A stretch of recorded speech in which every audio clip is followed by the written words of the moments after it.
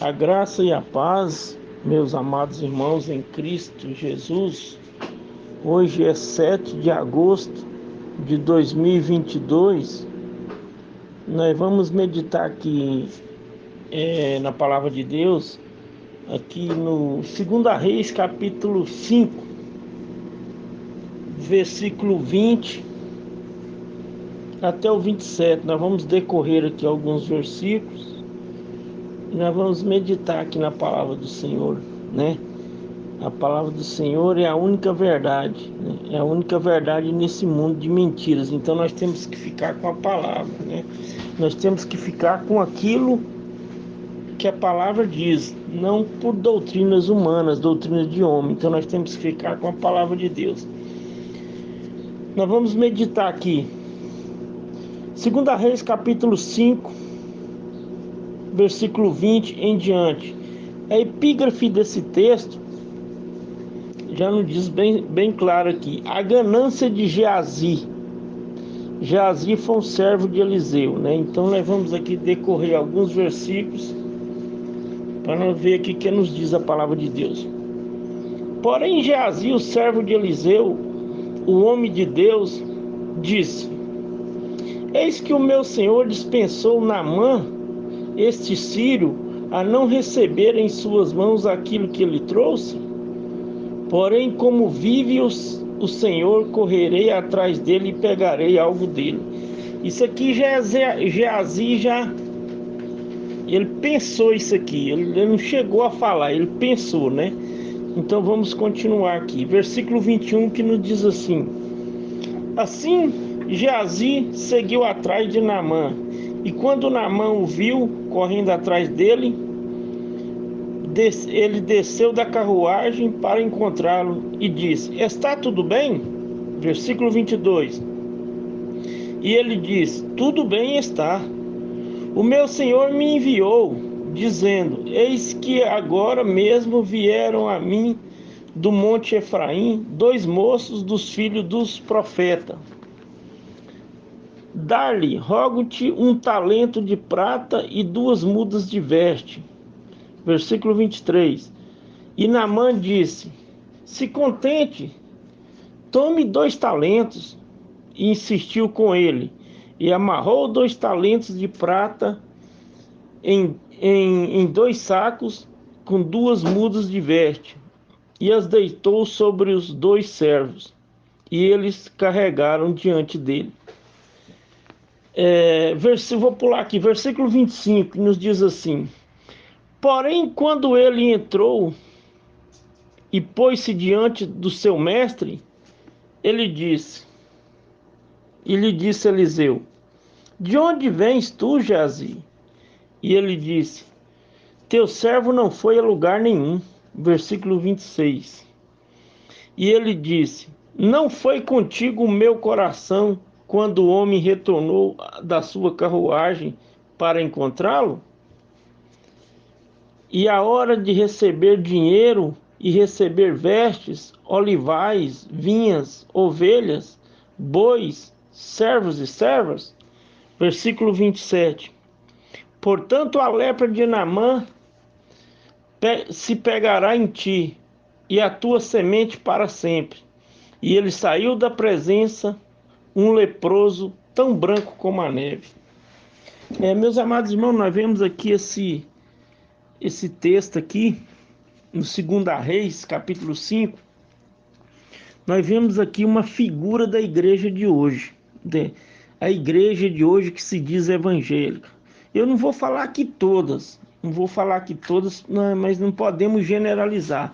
Tem muita igreja boa, mas são poucas, muito poucas mesmo as igrejas que vivem verdadeiramente a palavra de Deus. São muito poucas, muito poucas.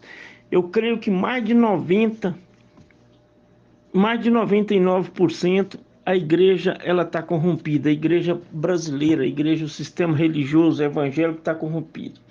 Nós vemos aqui uma figura da igreja de hoje. Hoje nós estamos vivendo, meus amados irmãos, a fase da igreja de Laodiceia. Lá no livro de Apocalipse, no capítulo 3, fala da última fase da igreja. Então, a última fase é essa que nós estamos vivendo. nós estamos vivendo também os últimos instantes da igreja na terra, né? Então, os irmãos podem pegar a sua Bíblia e vai lá no livro de Apocalipse, no capítulo 3, e ver lá a carta à igreja de Laodiceia. A igreja de Laodiceia é a figura da igreja de hoje, porque é a última fase da igreja. Então nós estamos numa iminência muito grande do arrebatamento da igreja. Terminou a fase da igreja de Laodiceia, no capítulo 4 do livro de Apocalipse, é o arrebatamento da igreja. Nós estamos no capítulo 3. No finalzinho do capítulo 3, que é a fase da igreja de Laodiceia. Então esse texto, esses versículos que eu acabei de ler, é a fase é a situação da atual igreja de hoje. O Senhor diz na sua palavra que o sinal muito grande da volta dele é a apostasia. Apostasia dentro das denominações, dentro da religiosidade, dentro do sistema evangélico. E nós estamos vivendo hoje uma apostasia muito grande. Apostasia muito grande dentro do sistema religioso evangélico. Nós vemos aí escândalo em cima de escândalo, né? O escândalo em cima de escândalo. Nós já não vemos hoje a pregação da palavra de Deus, a verdadeira pregação. Não vemos mais pregação sobre o inferno, não vemos mais pregação sobre santidade, né? Então eles adaptaram um Deus para essa igreja, um Deus que aceita tudo. Não, o Deus dessa igreja, o Deus da igreja evangélica é um Deus que é só amor. Deus, ele não pune ninguém, ele é amor, ele te aceita. Ele aceita homossexual, ele aceita lésbica, ele aceita tudo. Nós temos hoje aí igreja de vários, igreja de lésbica, igreja de homossexual, né? Igreja de traficante, igreja preta, igreja branca, então tem de tudo. Então esse é o sinal da apostasia, é o sinal do final dos tempos, né? Então quando eu acabei de ler aqui esse texto de Eliseu, né, do profeta Eliseu e Geazi, seu servo, nós vemos aqui o Eliseu como um verdadeiro servo de Deus, como uma verdadeira igreja de Deus, e Geazi como um apóstata, né? O Geazi é aquele que é ganancioso por dinheiro, e as igrejas de hoje, ela é gananciosa por dinheiro. A maioria das igrejas hoje, eu não estou falando todas, são gananciosas por dinheiro. É um Deus que tem nessas igrejas evangélicas, um Deus louco, um Deus que eles colocaram nessa igreja, que não é o Deus da Bíblia, é um Deus ganancioso por dinheiro. É um Deus ganancioso por dinheiro, é campanha em cima de campanha, e os pastores pregam que se você não der o dízimo, você vai para o inferno, e fica oprimindo as ovelhas, estão arrancando, já arrancaram a lã das ovelhas, passaram para a carne e está comendo até o tutano dos ossos. Eles vão deixar até os ossos, porque da forma que eles estão fazendo, vai ficar só os ossos das ovelhas, né? As ovelhas já estão, elas entram na igreja bem vestidas e saem de lá pelada, né? Esse é o retrato da igreja de hoje. Os pastores pregam que se você não der o dízimo, você vai para o inferno. Agora me explica onde que está escrito isso na Bíblia, que se a pessoa não der o dízimo, ela vai para o inferno. Mas é muito mais fácil, é texto fora do contexto, né? É texto fora do contexto. Vocês pegam um texto lá de Malaquias 3:10, né? Um texto do Antigo Testamento, onde Deus está falando com o povo de Israel. Aquela mensagem não é para a igreja, aquela mensagem é para o povo de Israel, para a nação de Israel. Tanto é que nem existia igreja naquela época. Como que eles pegam um texto que Deus está falando com Israel e aplica na igreja? Meus amados irmãos, nós temos que ver o contexto histórico. Nós não podemos ler a Bíblia de qualquer maneira. Nós temos que estudar o contexto histórico. Nós temos que ver para quem que Deus está falando, para quem que é a mensagem. Não pegar texto fora do contexto, ele vira pretexto. Pega texto que Deus está falando, de versículos que Deus está falando com Israel e aplica na igreja. Não existe isso. Mas sabe por que esses pastores fazem isso? Porque o povo brasileiro, os cristãos brasileiros, é o povo mais analfabeto que tem de Bíblia. Eles não lêem Bíblia, eles acreditam nesses pastores, nesses mercenários, nesses pastores que estão arrancando o lã das ovelhas, já estão passando já estão comendo o tutano dos ossos, né?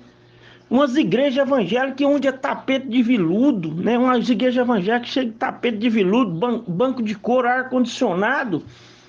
Lá dentro é tudo bonitinho, mas tem igreja lá que tá ali dentro, tá escutando o culto, a sua barriga tá roncando, não tem nada para comer. E eles vão aos pastores, os pastores dessas denominações, né? Nesse comércio, nessa denominação, e fala com o seu pastor que ele está precisando de alguma coisa. O pastor fala: meu irmão, eu não posso te ajudar em nada. Mas na hora de cobrar o dízimo, na hora do dízimo, ele vai até na casa do irmão buscar o dízimo. Porque convém a ele. Convém a ele, mas na hora de ajudar a ovelha, ele não ajuda. As ovelhas estão perecendo, estão morrendo de fome. É um Deus que eles colocaram nessa igreja evangélica, um Deus ganancioso por dinheiro, um Deus que é ganancioso, é doido por dinheiro. É um Deus que, se eu não der o dízimo, você vai para o inferno. É um Deus que quanto mais você der dinheiro, mais eles querem. Por quê? Para beneficiar eles.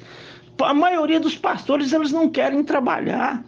Eles não querem trabalhar, a maioria não querem trabalhar, eles acordam meio-dia, né? E botam as ovelhas para trabalhar no lugar deles, eles não querem trabalhar. Agora você pega esses pastores de hoje, coloca diante de um servo igual esse Eliseu. Como que você vai comparar um homem puro igual Eliseu com esses pastores de hoje?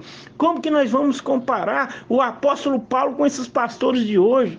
Pastores que anda de carro importado, acorda meio-dia, ainda pega o dinheiro do dízimo das ovelhas, as ovelhas passando fome e vai comer em churrascaria aos domingos e todos os dias. Por quê? Eles tá, é uma teologia da prosperidade que só beneficia eles. Quem fica rico é só eles e as ovelhas cada vez mais pobres. O Senhor diz, é bem claro na sua palavra, diz que nos últimos dias o amor de muitos esfriarão. Quando você pega esse texto que o Senhor diz que o amor de muitos esfriarão, o Senhor não estava se referindo a esse versículo, estava referindo ao amor do mundo, porque o mundo ele já é frio. O mundo ele já é frio. O Senhor estava se referindo os verdadeiros cristãos. Está falando aqui do sistema religioso cristão. O amor entre os cristãos ia esfriar. Não é o do mundo, porque o amor do mundo já é frio. É o amor dentro das igrejas que ia esfriar. A gente vê aí pastores andando de Hilux, de carro importado, com a sua caminhonete, e as ovelhas passando fome. E as ovelhas passando fome, não tem dinheiro nem para comprar um arroz. Por quê? Porque o pastor fala que se você não levar o dízimo para eles, você vai para o inferno. Né? Então quer dizer que o sacrifício que Jesus fez na cruz é em vão. Você ainda tem que pagar para ir para o céu. É um pastor, um sistema religioso, um Deus que é ganancioso por dinheiro. Eles anulam o sacrifício que Jesus fez na cruz. Então Jesus só fez a metade, o complemento é o dízimo. Você tem que dar o dízimo. Se você não der o dízimo, você vai para o inferno. O sacrifício que Jesus fez na cruz não é suficiente. Você ainda tem que dar o dízimo, porque senão você vai para o inferno. E os irmãos estão entendendo como que é o nexo do negócio aqui? É texto fora do contexto. Eles pegam texto que Deus está falando com o povo de Israel, que está falando lá em Malaquias. No começo do livro você vai ver. No começo do livro, quando você pegar o livro de Malaquias que lê, Deus está falando lá, peso da palavra contra Israel. Ali Deus está falando com o povo de Israel. Deus não está falando ali com China, Brasil, não está falando com a Argentina, não. Deus está falando com Israel. Nem a igreja não existia naquela época. A igreja começou ela começou a existir em Atos 2. Então, nós não podemos pegar texto fora do contexto. Nós temos que ver a mensagem, nós temos que fazer uma hermenêutica. Nós temos que ver o contexto histórico, ver com quem que Deus está falando. Não podemos pegar a mensagem que Deus está falando com Israel e aplicar em igreja. Igreja é igreja, meus amados irmãos. Israel é Israel. Nós não podemos confundir. Igreja é igreja, Israel é Israel. Mas sabe por que esses pastores fazem isso? Porque o povo não lê Bíblia. As ovelhas da igreja, eles não lê Bíblia. Eles acreditam no que os pastores falam. A maioria dos cristãos só pega a Bíblia na hora de ir para o culto no domingo. Tem muitos que procuram na hora de ir para o culto, sai doido procurando a sua Bíblia, que não sabe nem onde está. Está toda empoeirada lá, ainda vai limpar ela e pega ela e vai para o culto. Mas o Senhor diz na sua palavra, meu povo perece por falta de conhecimento. Nós temos que ficar com a Escritura. Eu tomei nojo. Eu vou falar para os meus amados irmãos, eu tomei nojo desse sistema religioso. Eu não estou falando todos, mas tem muitas igrejas boas, mas a maioria, mais de 95%, tão contaminada. É a fase que nós estamos vivendo. É um dos maiores sinais da volta de Jesus, é a apostasia. Apostasia dentro da igreja. Nós estamos vendo aí cantoras, cantores, pregadores envolvidos com política. Política, aonde? Me explica uma coisa, meus amados. Quando que Jesus, quando esteve na terra, ele se aliou a Herodes? Ele se aliou a Herodes. Ele se aliou àqueles reis que tinha na terra naquela época. Ele nunca se aliou. João Batista sempre pregava a verdade. Então nós temos aí, né, a igreja do Senhor se corrompeu.